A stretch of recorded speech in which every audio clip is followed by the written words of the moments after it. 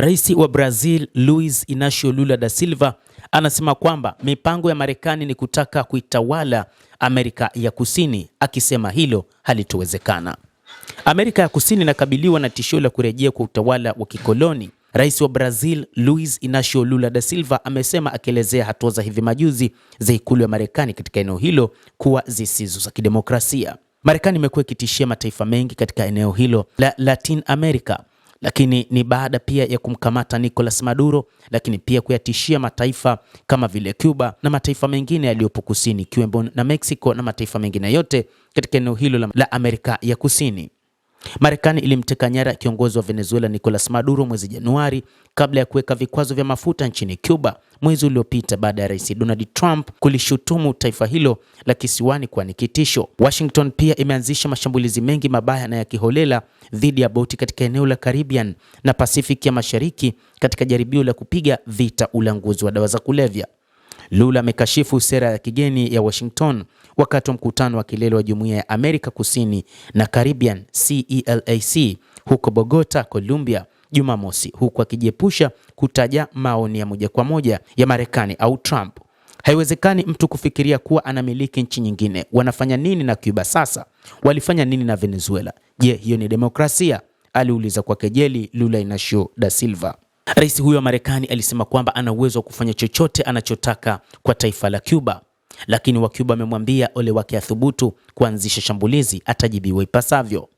Amerika ya Kusini tayari imeondolewa adhabu kuhusu masuala ya almasi na madini, kiongozi huyo wa Brazil alisema, akimaanisha kuingilia kati kwa Marekani katika eneo hilo tangu tamko la mwaka 1823 la mafundisho ya Monroe ambayo alidai kuwa ulimwengu wa magharibi kama nyanja ya maslahi ya Marekani.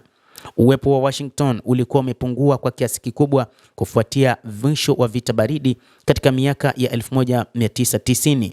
Baada ya kuchukua kila kitu tulichokuwa nacho, sasa wanataka kumiliki madini muhimu na ardhi yetu adimu tuliyokuwa nayo. Wanataka kututawala tena, alionya Lula Inacio da Silva. Viongozi wa nchi za Amerika Kusini hawezi kuruhusu mtu yeyote kuingilia kati na kukiuka uadilifu wa eneo la kila nchi, Lula alisisitiza. Trump alisema mapema wiki hii kwamba anatarajia kuwa na heshima ya kuichukua Cuba kwa namna fulani, akidai kwamba anaweza kufanya chochote anachotaka na kisiwa hicho.